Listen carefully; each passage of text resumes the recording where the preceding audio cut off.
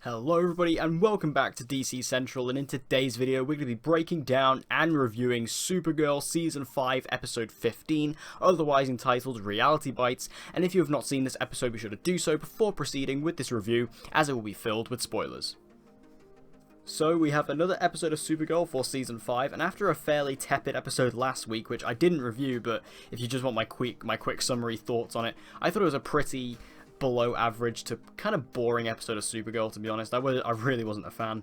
This episode really had a lot to live up to, and I have to say, I think that Supergirl and the writers, while I think they've had a very messy season, and I still think that it's going to be messy for the rest of it, I have to say they really pulled it out of the bag for this one, because this episode was not only powerful, but very emotional as well, and I think that this episode really stands out among this season as one of the best, and maybe even one of the best episodes of the show.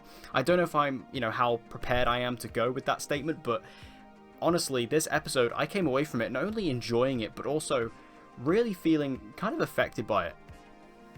Now, this episode was a big one for Nia Nal, aka Dreamer. We get to see her basically get her very own personal storyline in this, where we have an attacker who is going around and specifically targeting trans people to draw out the attention of Dreamer because he doesn't believe that a trans person should be a superhero and be in such a high, visibility where she's being a symbol of hope.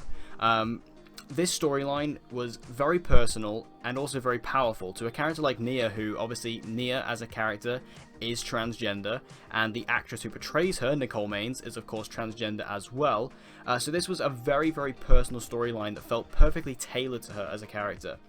And what I really liked was how it was handled. This could have gone very badly and very poorly tasted if handled incorrectly. And luckily what the writers were able to do was build this story where it genuinely felt personal, and it genuinely felt like it was coming directly from Nia herself, and also from Nicole herself, which was really, really nice, because what I like about Nia in this episode is not only is Nicole Maines' performance absolutely fantastic in this episode, like I've always enjoyed Nicole Maines as Nia, I've really liked Nia ever since she was introduced, I thought she was a great character. But this episode just really steps her up to an entire other level, and Nicole Maines' performance really delivers upon that. And what I like about Nia, specifically in this episode, is that she's kind of a flawed character in this. It isn't this simple thing where, we've seen many times with Supergirl where, kind of Cara has to calm someone down because, they don't want to kill someone. We've seen it in many different superhero things before. It's kind of a trope of the genre, really. But what I like about this is that I thought they were easily going to go the way of, kind of Nia being a bit more relaxed about it. But what I like about it is that this is maybe the first time in the series where we've really seen Nia get truly angry. And she had this real conflict inside of her where she wanted to kill this person, like she wanted to murder him. And what I really love is, by the end of the episode, after Cara does manage to talk her down and she manages to come to her senses, she has that scene with Cara on the balcony of Catco where she just breaks down into tears because she knows that she easily could have killed that person had Cara not stepped in. And she still has this conflicting feeling inside of her because she says, I still kind of want to, even though I know how wrong it is.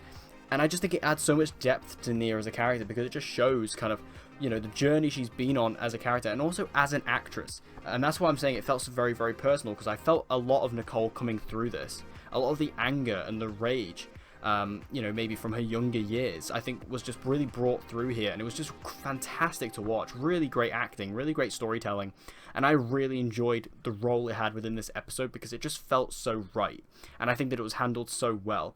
And I think that it just creates for an episode that, while it may not feel in line with some of the rest of the stuff in the season, it was really nice for Nia because her as a character has just not had that much to do and has had that much development outside of being Brainy's girlfriend. So it was really nice for them to actually just give her the storyline that was truly hers to own. We also did have a storyline where Jean and Alex were recruited to find this guy whose brother his brother goes to him, and they were like, yeah, he's lost in this virtual Las Vegas from Obsidian Platinum.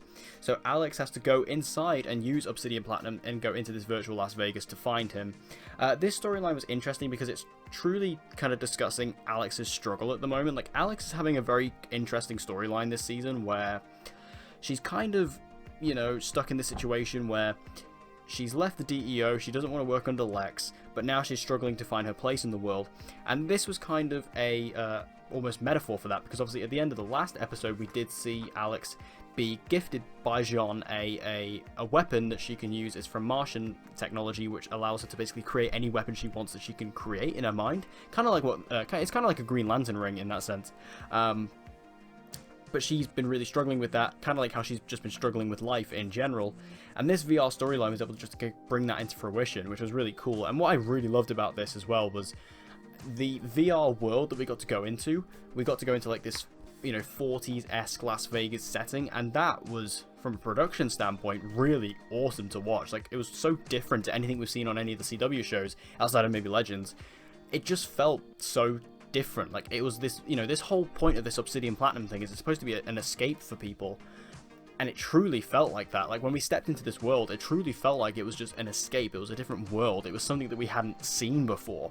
And it's just something that's so different from the everyday life in National City. And that was really, well portrayed. Really well done. And I was really happy with all that. So I think that this storyline with Alex, like, obviously the next episode, if you've seen the promo, is going to be a big one for Alex, especially with this Obsidian storyline. So I think that we're going to delve into that a lot more. But as a little teaser here, really good stuff. We do get to see another little scene with Cara and William. They're still clearly playing the relationship game with this one. I don't know how much I've discussed it on this before, but I mean, I'm perfectly happy with this relationship with Cara and William, even though I do feel like they spent the entirety of last season justifying why Cara didn't necessarily need a relationship. And it does feel a bit forced with William, I will admit. I just have to say, I do like the character, I like the actor, I think they work well together, so I'm not particularly, object to it. I could do without it, but I think, for the most part, as far as a relationship goes on the show, it's by no means the worst I've ever seen. And while I'm not shipping them anytime soon, I mean, I don't really ship anyone, but, I'm perfectly fine with this relationship. I'm kind of neutral to it, really. My big question with this episode, though, and this is what links back to what I was saying earlier, with this season being incredibly messy, what is going on with Leviathan? Like, if you ask me right now, what is Leviathan on the show, I genuinely couldn't explain it to you. Like, I don't actually understand what Leviathan is on this show. I know what Leviathan is in the comics, but this seems very different. And Leviathan has been so in and out of this season. Like, they were so almost prevalent in just before Crisis. It really felt like we were delving into them there when we had the kind of Earthbender character. I can't remember his name now. We had that, like, Earthbender character. I really felt like we were going to dive into that. But then, post-Crisis, we've been dealing with all this other stuff, and we've been dealing with Lex. I don't know what's going on with Leviathan anymore, and I think it's just a strange thing where at the end of this episode, we do see this, old woman who is, working for Leviathan, and she's kind of been killing these people, and she has this morgue room where all these bodies are hanging from the ceiling and stuff. I don't know what is going on. So it's a difficult one to talk about, because, again, I literally have no idea what they're trying to do with Leviathan this season. I think it perfectly represents the messy structure of the season, and the main source of that is Leviathan. There seems to be no clear driving force of the season, which is typically the villain, and because this season doesn't have a clear-cut villain, it is struggling in that sense. It needs a big villain like Leviathan, but I just don't know exactly what Leviathan is. So, if you have any better ideas, let me know in the comments, but as of right now, I'm just so stuck on Leviathan, and I just have no idea where they're going with it, but I'm intrigued, so I guess they've got me on the edge of my seat for that one. Overall, though, like I said at the beginning, I think that Reality Bites is one of the best episodes of the season, potentially the best episode of the season, and maybe one of the best episodes of the show.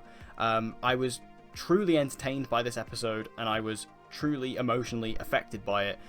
Many points I was tearing up throughout this episode, just purely down to how much I felt Nia's frustration, because I think that Nicole and her acting skills were really on display here, because again, it felt so personal and so connected to her as an actress that I really felt her pain and her frustration and her anger come through her as a person, then through Nia as a character, onto the screen, and then through to the audience.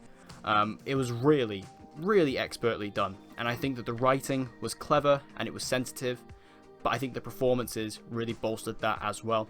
And I think that, this episode of Supergirl, it really stands above the rest as being just a real standout for me, and one that I definitely want to come back to watch again.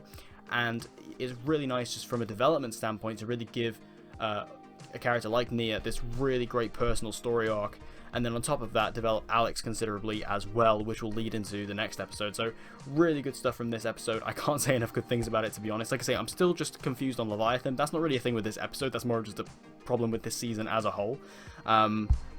But still, really strong episode. Absolutely loved it. And again, maybe by the end of the season I can come back and say this was the best, but as of right now I'm not prepared to make that statement. But either way, definitely a very, very strong episode for Supergirl. So thank you guys for watching this episode. I hope you enjoyed it. If you did, please give it a like. It'll help me out a lot. And share this video with any other people who you think may enjoy this content. And if you want to see more DC content like this, be sure to subscribe and hit that notification bell so you don't miss an upload from me.